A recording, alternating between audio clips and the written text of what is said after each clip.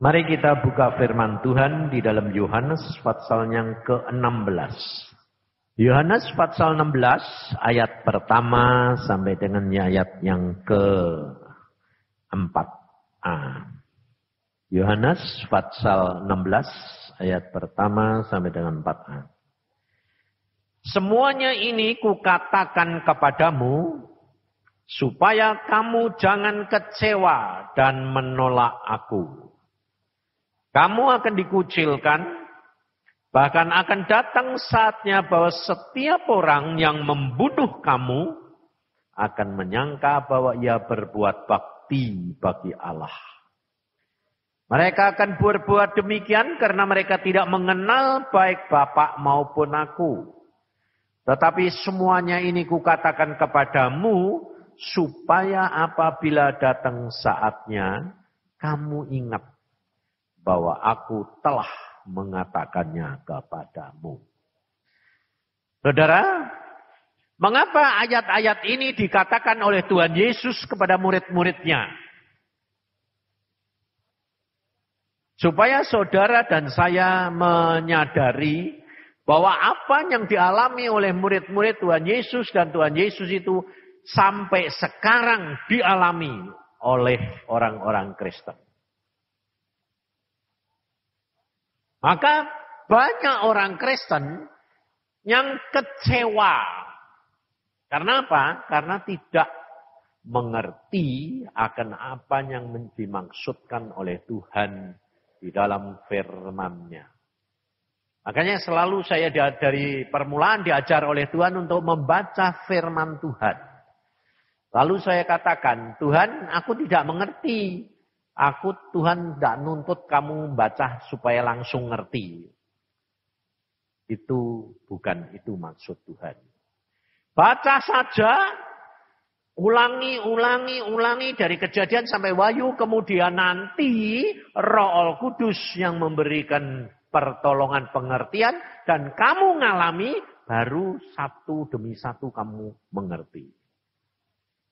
Dan kalau itu berjalan terus, kamu akan mengalami semua janjinya Tuhan. Dan jaminan Tuhan kamu nikmati.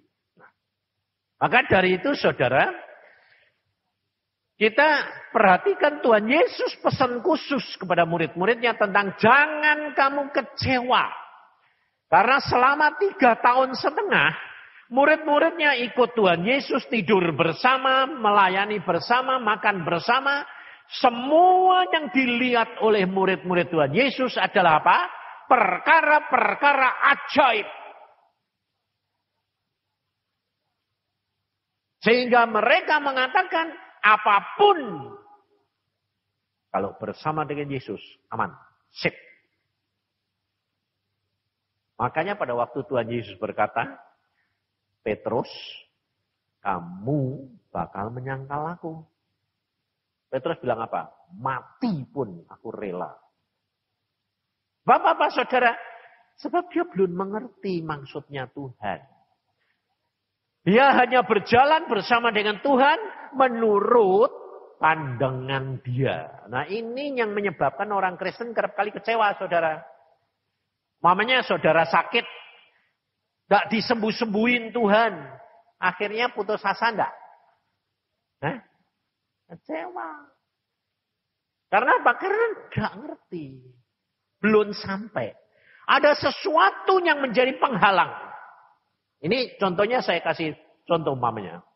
Pada waktu Iin anak saya itu sakit. Umur 11 tahun. Dia kena meningitis. Kemudian panasnya 41 dan 2 minggu tidak turun. Waktu itu dokter mengatakan ini tidak bisa sembuh. Sebentar lagi buta, sebentar lagi tuli, sebentar lagi mati. Kalau tidak mati, hidup, ya idiot. Coba. Panas, kemudian seminggu kemudian memang benar buta. Beberapa hari kemudian tuli. Dokter bilang teman-teman saya, ini tidak bakal bisa sembuh. Mati atau idiot. Jadi nanti kalau sembuh, tetap setengah gila idiot. Nah, kalau secara hukum alam maupun medis sudah digrafikkan begitu, lalu saya berdoa sama Nani pada waktu itu, Nani belum kawin. Dia berdoa dengan itu saudara semua, papa mama semua, kakak, adik-adik semua, kakak, kumpul semua saudara. Karena ini cucu pertama. Jadi, disayang semua. Ini itu dulu kena enaknya itu. Semua sayang. Nah, semua dia sakit begitu tuh semua berdoa. Tapi tidak tambah baik, tambah parah. Nah, setelah divonis begitu, lalu saya sebagai ayahnya saya berkata begini, Tuhan, maumu apa? Ini bedanya, saudara. Saudara kerap kali jadi orang tua, orang yang mengasihi orang yang sakit, saudara ngotot toh. Ya, ngotot toh. Sembuhin dong Tuhan, sembuhin. Saya suruh puasa, suruh apa, semua sembuhin, betul? Saya beda. Saya sama bapak saya, papa saya beda, saudara. Papa saya ngotot. Pokoknya berjuang mati-matian sembuhin, ngotot. Saya enggak. Padahal itu anak saya. Apa saya enggak sayang anak? Enggak mungkin, ya toh. Sayang. Tapi biasanya orang selalu bilang apa? Engkongi luweh sayang, betul? Nah, saya bilang sebetulnya sama saja. Sebetulnya tergantung pengenalan akan Tuhan. Nah, pada waktu itu saya tanya begini, Tuhan, maumu itu apa? Terserah. Mati ya, toh pulang ke surga. Nanti toh ketemu, betul enggak? Jangan saudara kira itu di surga nanti enggak tumbuh.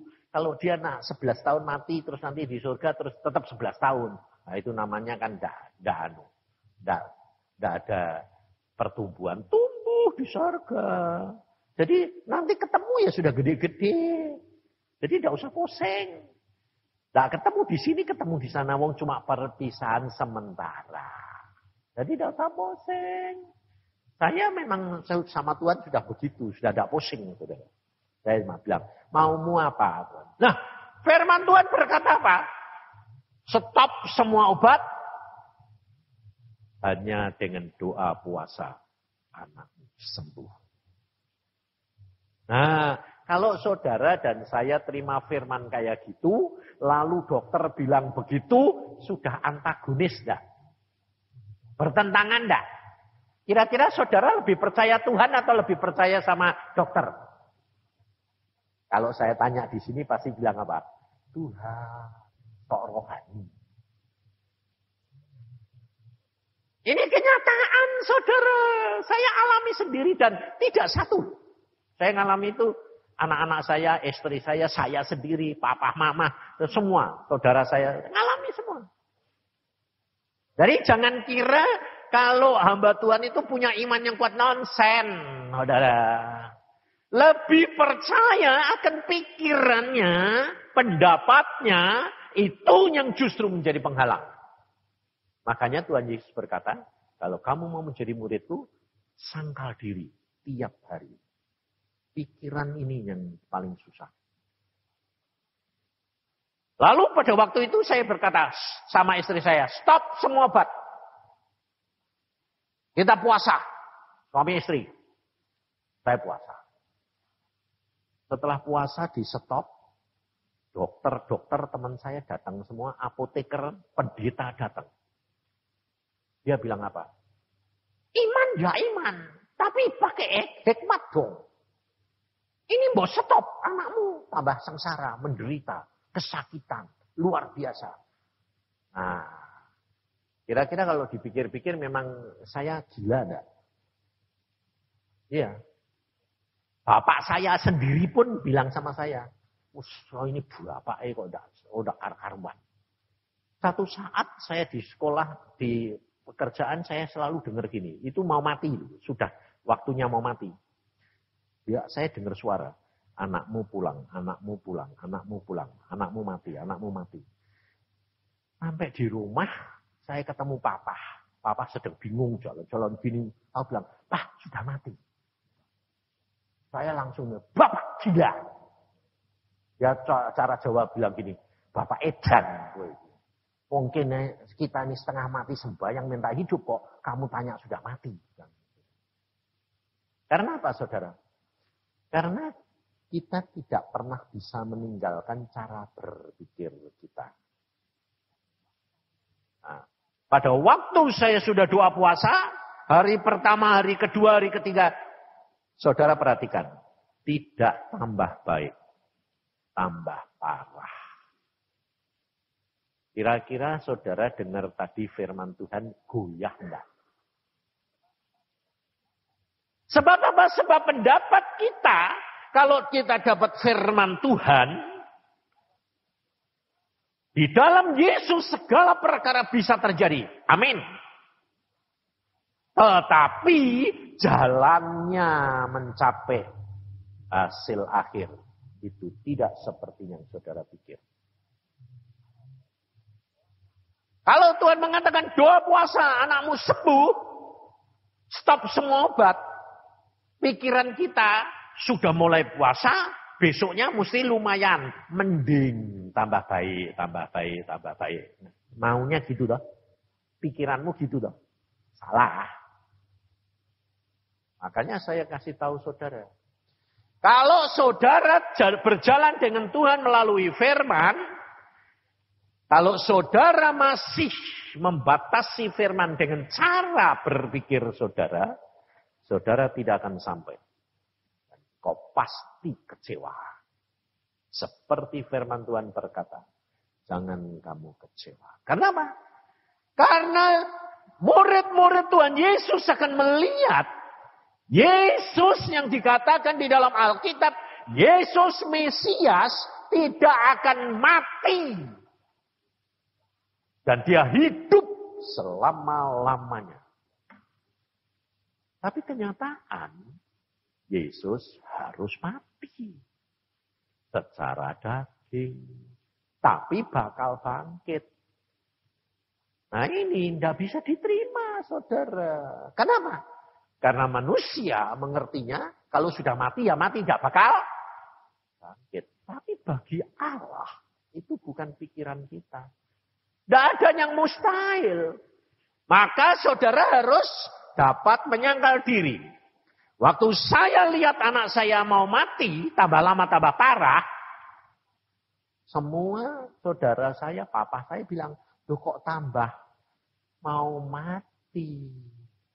Oh firman Tuhan, kamu doa puasa harusnya sembuh. Kalau kok tambah mau mati. Kalau saya berkata apa? Itu yang benar.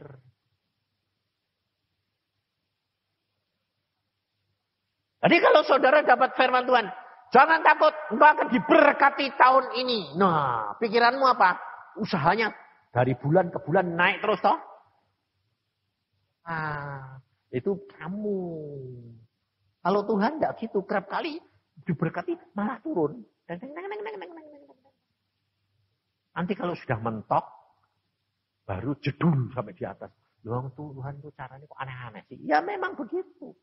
Tuhan itu memang antik, unik. Memang Tuhan itu tidak bisa dideteksi. Nah, sehingga pada waktu itu mau mati, saya bilang, Tuhan, apapun yang terjadi, nah, tindakan kita, bagian kita, yang kita harus lakukan bagaimana? Biarpun firman Tuhan berkata hanya dengan doa dan puasa anakmu sembuh, stop semua obat, kita melihat bahwa bakal mati, tidak menjadi masalah. Jangan tergantung dari apa yang kamu lihat dan apa yang kamu dengar. Makanya pada waktu itu anaknya bilang, Pak aku mau pulang. Ya, jam berapa? Jam 3. Oke, Papa hantar kamu pulang. Kalau kamu harus pulang, pulang. Ketemu Papa di surga. Makanya semua mama sampai istri saya semua saya suruh keluar. Tidak ada boleh satu orang yang bersama dengan saya dan anak saya. Cuma saya dengan anak saya. Sebabnya apa, Sa? Tidak ada yang bisa menerima kenyataan itu. Tidak berani mengatakan bahwa pulang, oke pulang. Kan berarti firman Tuhan tidak genap. Itu bukan urusan kita. Sekarang kalau sampai akhirnya dia pulang terus mati, yang malu siapa? Hah? Tuhan apa saya? Tuhan yang ngomong. Bukan saya. Tapi hamba Tuhan yang dipakai Nani pada waktu itu. Betul tuh ya? Kamu tuh ya? Yang dipakai turut malu enggak? Hah? Ayo. Saya belum pernah tanya. Pada waktu kamu itu dulu deg-degan enggak? Kau mau mati gitu. Lu mikir enggak? Mikir. Enggak, dia enggak tahu dah, pedulilah. Tapi saya yang menerima, saya enggak pusing, saudara. Mau mati, mau apa, firman tidak genap, ya itu hakmu Tuhan, itu urusanmu. Jadi saya siapkan. Saya tidak goyah. Karena apa? Karena saya berkata, loh Tuhan berkata begitu. Sebab saya ngalami saudara, belakangan saya baru tahu apa yang saya percaya itu betul. Karena apa? Tidak bisa dideteksi saudara. Sebab pada waktu setelah itu saya pelayanan, saya jadi hamba Tuhan. Ada orang sakit.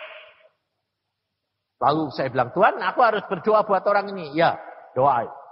Aku akan bebas dia. Pikiran saya sembuh. Dalam nama Tuhan Yesus, bebas kamu. Keletak mati. Loh, aku bilang, loh Tuhan kok mati? Loh, aku kan bilang apa? Bebas, ya bebas. Kok gitu? Oh jadi mati Tuhan, mati. Untungnya keluarganya sudah tak kasih tahu. Mati atau hidup, haknya Tuhan ya. Ya, jangan lama-lama ya. Ya, sekarang ya. Ya, das mati, keletak, blek, wes mati. Tapi saya jadi mikir sampai rumah. Loh kok wong bebas kok mati? Ya wes. Nah, pengalaman saudara. Lain hari, sama. Orang sakit sama. Tuhan bilang, aku juga mau bebaskan. Pikirku mati. Jadi keluarganya tak kasih tahu. Siap mati ya. Ya. Dalam nama Tuhan Yesus, kamu sudah siap ya? Siap apapun terjadi ya. Orangnya saya kasih tahu. Kamu apapun yang terjadi kamu siap ya? Ya. Kalau harus pulang malam hari ini juga pulang. Kalau sembuh ya. Siap ya? Ya. Dalam nama Tuhan Yesus, aku bebaskan kamu. Sembuh. Waras. Dia bilang, aduh haleluya, aku sembuh. Loh, kok sembuh? Lalu keluarganya bilang, puji Tuhan, jadi sembuh. Aku bilang, loh, kamu tadi bilang apa? Aku sudah siap dia mati, malah sembuh. Itu memang Tuhan. Karena apa? Kalau kamu sayang nyawa, kamu kehilangan nyawa. Kalau kamu kehilangan nyawa karena Yesus, dapat. Nah, sing ngerti siapa? Nggak ngerti. Maka dari itu saudara, saya sekarang tidak mau pusing. Dan pada saat seperti itu, anak saya itu tidak sembuh, tidak hidup, tidak mati. Tidur. Loh. Sudah saya serahkan, saya hantar ke surga. Saya bilang, dalam nama Tuhan Yesus. Kalau pulang. Setidur. Belum sembuh. Dari jam 3 sore sampai jam 11 malam, baru Tuhan ngomong. Tidur terus. Sekarang berdoa bersama. Sampai jam 2 pagi, baru Tuhan ngomong, bebaskan anak. Saya diberi penglihatan, ada setan. Saya usir, melek, sembuh loh. Benar-benar sembuh, sempurna. Nggak idiot, nggak gendeng, nggak buta, nggak tuli. Nah itu, ini caranya Tuhan itu tidak bisa mengerti, saudara. Nah, demikian juga Tuhan pesan kepada kita, jangan kamu kecewa dan menolak. Jadi, apapun yang sedang terjadi, kalau saudara menghadapi masalah, kalau engkau sudah berdoa dan menyerahkan diri kepada Tuhan, maka apapun yang terjadi, itu ada di dalam rencana Tuhan. Yang penting, kamu poin terakhir kamu dapat. Kamu bertahan. Nah, Kita dilahirkan oleh Adam yang pertama. Turunan Adam pertama. Maka benih dosa itu tetap ada. Nah, di dalam benih dosa ini, dalam diri saudara, tidak ada satupun yang baik. Jadi saudara kalau punya sifatnya jelek banyak, jangan kecewa. Jangan mengatakan begini, kan Tuhan yang buat saya, aku sudah dibuat kayak gini kok. Jadi ya begini terus, salah. Itu berarti saudara mengimani watakmu tidak bakal diubah. Namanya pencemburu, iri hati. Mau menang sendiri, menghakimi. Gengsi. Lalu apa? Lalu jahat, pemikiran jahat, cabul, jina, kotor, hina, najis. Ingin kaya.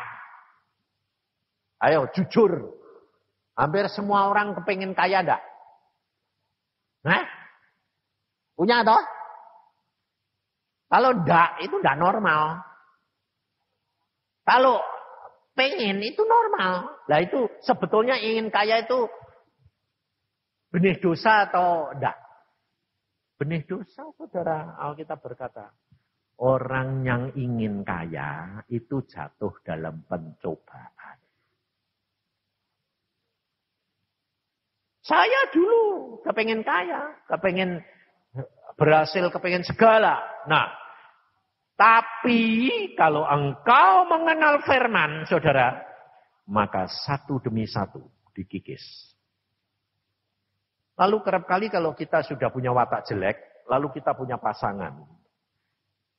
Dia juga punya jelek, ya toh? Tapi biasanya kejelekannya sama atau beda? Nah, beda. Kalau sama, itu nanti anakmu double. Nah, beda, kenapa? Tuhan itu mau memperbaiki keturunan. Jadi memang dibuat begitu, saling diatasi. Saya sama istri saya itu bumi langit, saudara. Waktu saya dikasih jodoh sama istri, sama Tuhan istri saya itu bilang, wah lumayan. Saya bilang, sebab istri saya itu cantik. Saya bilang lumayan, ya wis lumayan lah. Padahal setelah dekat baru saya tahu, aduh tobat aku. Aku seneng rempela, dia seneng hati. Dia seneng masakan barat, aku tidak suka. Apa saja bertentangan. Aku orangnya spontan, dia santai. Saya segala sesuatu emosional, cepat. Dia lambat-lambat. Bayangin, saudara.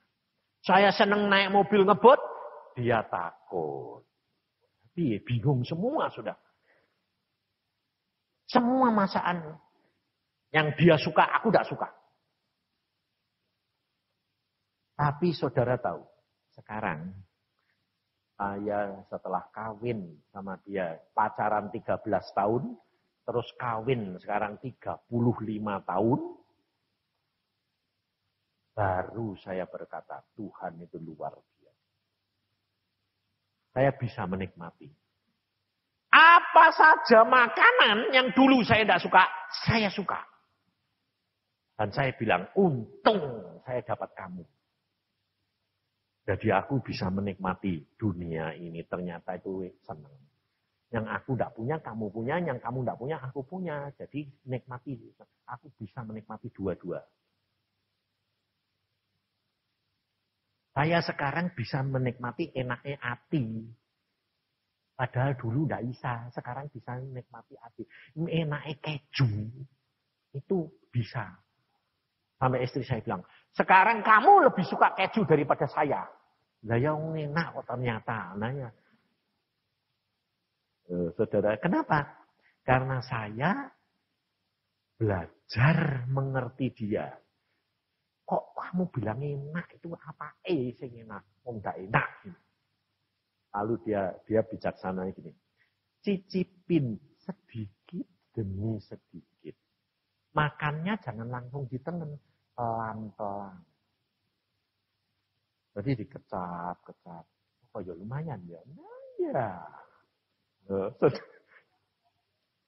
Dan akhirnya benar-benar saya bisa menikmati semuanya. Dan semua watak perangai bisa diubah oleh Tuhan. Saya kepengen kaya, sekarang enggak. Karena apa? Cara kerja Tuhan itu luar biasa, saudara. Kalau saya kepengen kaya, bagaimana caranya Tuhan mendidik saya, mengubah? Firman Tuhan saya sudah masukkan, Roh Kudus menolong saya. Lalu caranya bagaimana Tuhan? Saya berusaha berhasil dibikin hasil. Kalau enggak kecewa saya. Wong saya percaya dalam nama Yesus.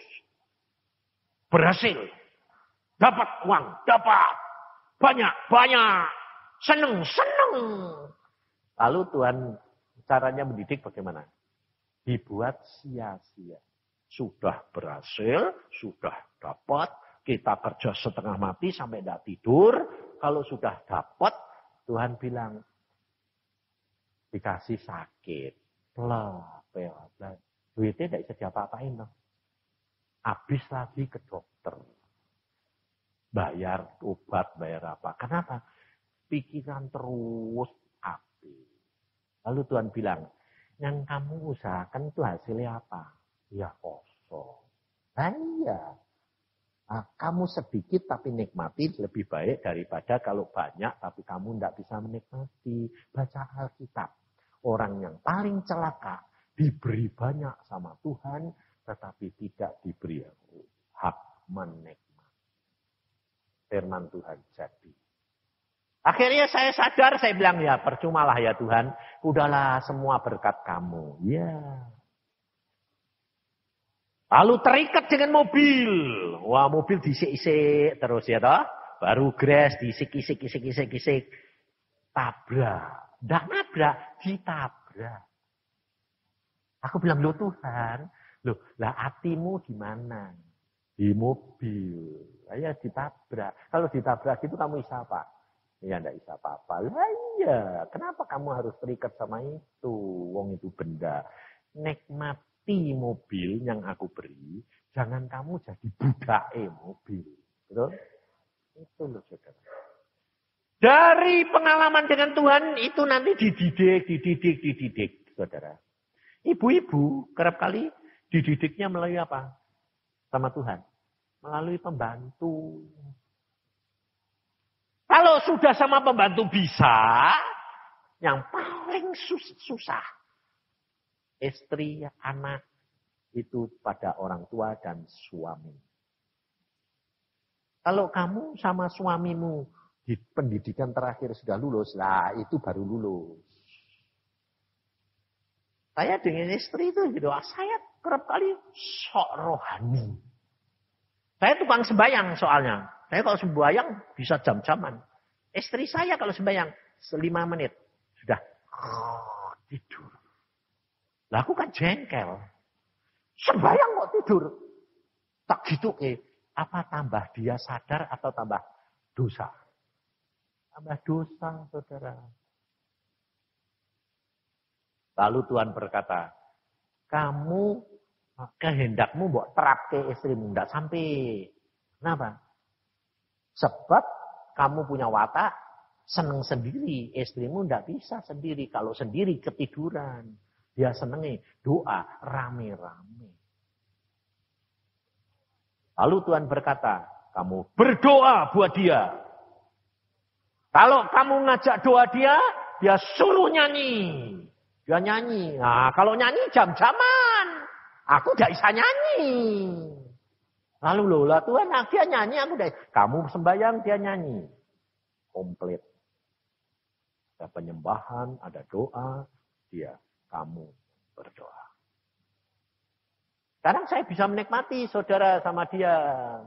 Jadi makanya itu kalau saudara itu, ini nanti saudara mulai hari ini harus, kalau engkau sudah diberkati, kalau engkau sudah mau dapat terlepas daripada apa yang akan engkau mengalami di Indonesia ini, rumah tanggamu, kalau engkau berjalan bersama dengan Tuhan, Tuhan yang mengcover. Engkau akan dijamin oleh Tuhan. Tidak ada yang boleh menjamah engkau kalau bukan kehendak Tuhan. Contohnya Alkitab banyak, saudara. Pada waktu zaman Elisa itu apa yang dikatakan jadi. Peperangan ada, tetapi tetap ada bencana dan kelaparan. Sehingga zaman Elisa ada kelaparan. Keluarga yang menampung Elisa, yang percaya akan Tuhan, setiap yang dikatakan oleh Elisa hamba Tuhan dituruti. Sebelum ada bencana kelaparan, 7 tahun Tuhan ngomong sama perempuan itu, sama suami, sama anaknya. Tuhan berkata, kamu boleh pindah ke luar negeri. Sebab di Israel akan ada bencana kelaparan. Pindah. Dia nurut, pindah. Benar kelaparan. Setelah 7 tahun kelaparan selesai, dia balik ke Israel. Ternyata tanahnya diambil orang. Lalu dia menghadap raja. Mau lapor, tanahku kok diambil orang. Selama 7 tahun tak tinggal. Nah, kalau saudara pada waktu itu dia orang itu ngalami begitu, dia tidak percayakan firman Tuhan, apa terjadi? Kecewa. Loh katanya suruh pergi, nurut Tuhan, Nabi Elisa. Balik tanahku diambil orang. Nah kan nyatanya akan jadi rugi, ini tidak benar. Tapi saudara, perempuan ini luar biasa. Dia nurut, dia diambil orang, dia tidak ribut. Tapi dia menghadap raja untuk minta keadilan raja. Dan Tuhan ngatur apa? Di depan raja ada Elisa, bekas bujangnya Elisa. Ada Gehasi, bujangnya Elisa.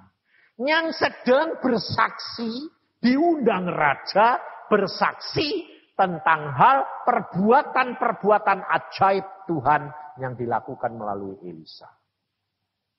Sedang Elisa cerita sama raja tentang seorang anak dari perempuan yang tidak punya anak, diberi anak, kemudian mati, dibangkitkan oleh Elisa.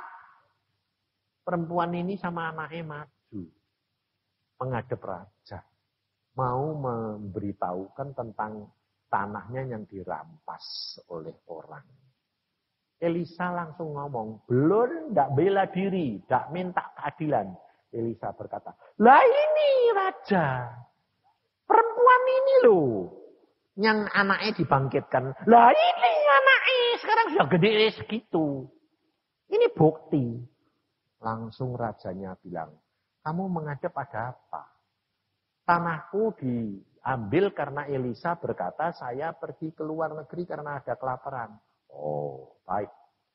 Dia memerintahkan pegawainya berkata, kembalikan tanahnya dan hasilnya. Semua selama ditinggal, kembalikan. Dan berikan kepada perempuan.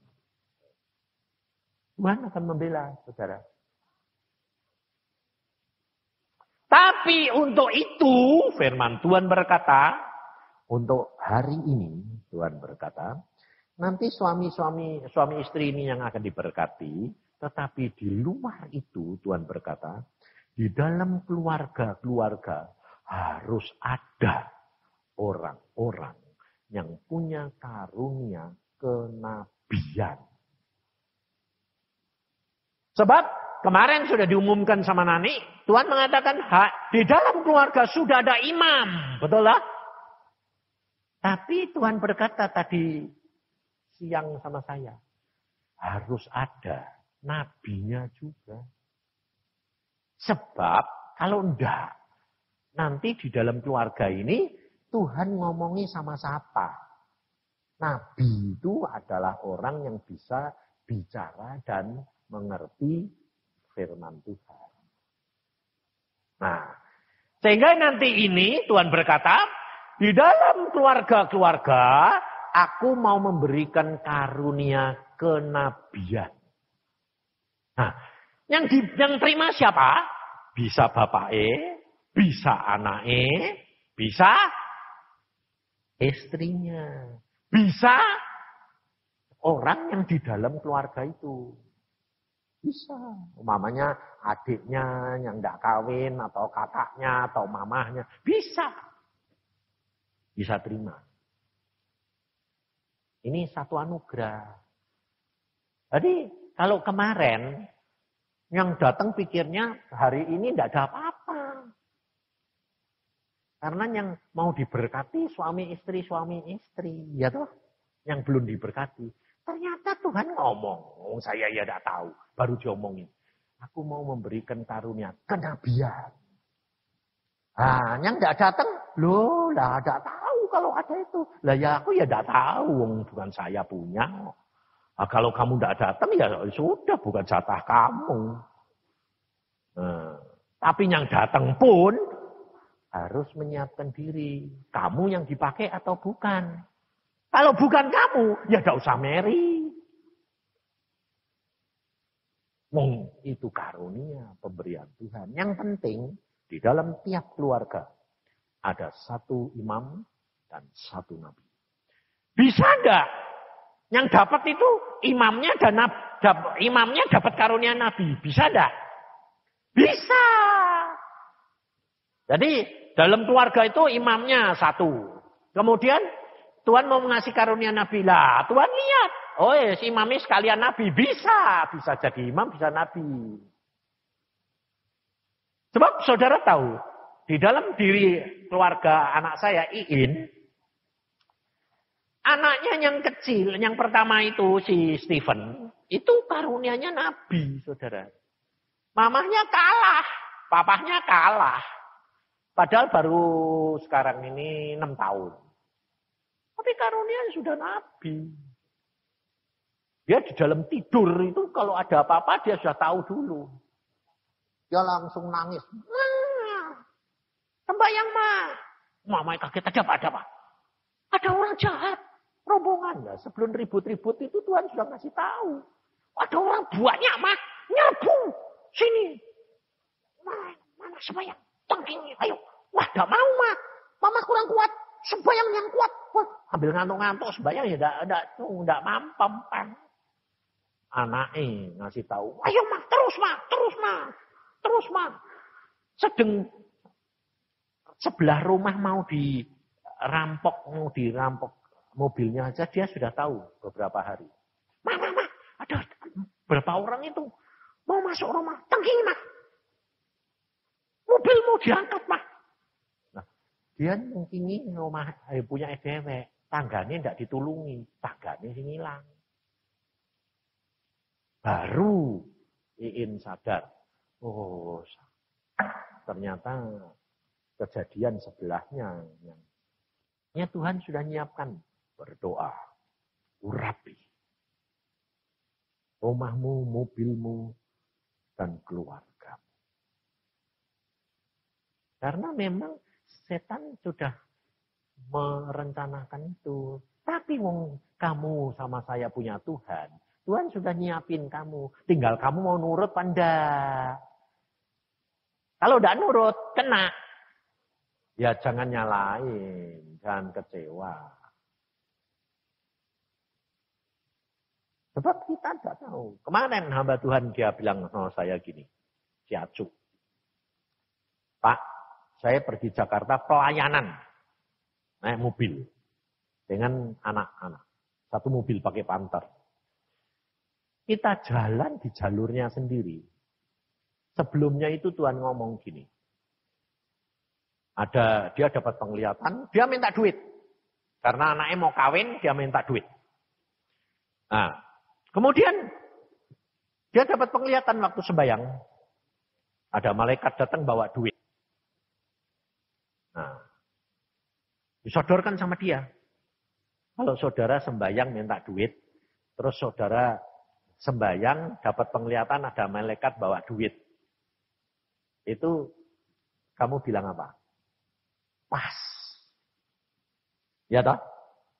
Wong kamu kepingin duit, disodori duit sama malaikat. Pasti langsung terima. Lah itu hati-hati. Cara berpikirmu dulu. Itu untung dia. Dia ingat kesaksian saya. Dia bilang, waktu saya dapat penglihatan begitu, pada waktu saya disodori duit Pak, sama malaikat. Aku kok bisa ingat Pak, kesaksian Pak Yusa. Bahwa setan bisa menyerupai Tuhan Yesus. Malaikat, iblis bisa menyerupai malaikat terang. Ingat Pak.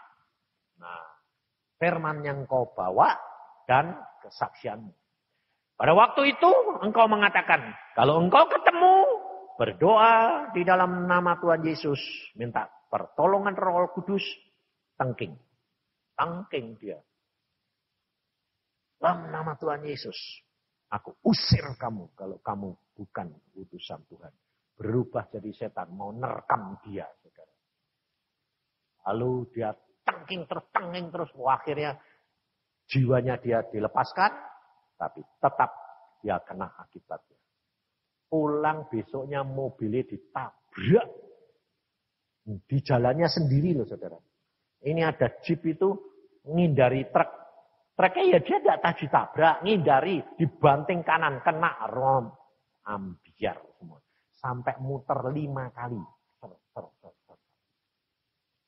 Hampir guling, tapi tidak guling. Karena berdoa semua. Akhirnya bisa jalan lagi, dia bilang, Tuhan, tidak, Tuhan yang menghindarkan. Tidak ada yang bisa. Jadi tidak ada yang luka. Segala perkara sudah diatur oleh Tuhan. Jangan kamu takut dengan apa yang kamu lihat, kamu dengar. Yang penting kamu tetap terlindung dengan pemeliharaan. Jadi nanti saudara siapkan diri supaya setiap keluarga ada orang yang mendapatkan karunia apa? Kenabian. Sehingga saudara ada apa-apa itu nanti kalau doa bersama, ada yang diberi karunia kenabian, Tuhan sudah berbicara memberitahu apa yang akan terjadi, apa yang harus dilakukan. Jangan usah khawatir. Nah kalau gak ngerti loh, itu pikiranmu lagi. Gak usah batasi Tuhan. Kalau penting Tuhan ngomongnya itu nanti tak. Gak usah kamu mikir-mikir, pasti harus dijalankan. Itu Tuhan. Maka dari itu saudara, kita harus tahu. Tuhan itu luar biasa. Menyiapkan segala-galanya. Maka dari itu saudara, kita harus belajar. Nurut. Sebab momennya, saatnya, itu saudara dan saya tidak tahu. Makanya kalau tidur malam, pagi-pagi tidur, ngantuknya kayak apa. Kalau dibangun ke Tuhan itu mau bangun sembahyang. Itu latihan. Jangan ngantuk Tuhan. Dan saya baru 3 hari yang lalu aja dibangunkan jam 4. Saya dibangunkan, saya cuma ngomong gini sama Tuhan. Tuhan, bangun, bayang. Ya, bukan Tuhan ngomong gitu, udah. Terasanya itu ada yang bangunin bayang. Jadi saya, tahu Tuhan. Aku cuma ngomong gini loh saudara. Tuhan, sebentar lagi ya. Agak nikmat tidurnya. Bangun sembahyang saudara. Udah gitu tidur lagi setengah jam sembahyang. Bangun, Tuhan ini tidak ada. Aku bilang loh Tuhan, aku hadir engkau tidak ada. Jadi aku salah Tuhan. Lalu Tuhan bilang apa? Tuhan masih baik tuh. Saya ngerengek. Tuhan aku tahu aku salah, aku dosa, aku minta ampun. Udahlah Tuhan, jangan jengkel, jangan kesinggung. Aku salah, aku minta ampun. Saudara, jawaban Tuhan apa? Habis kamu sudah kurang rindu aku. Gitu. Nangis saya.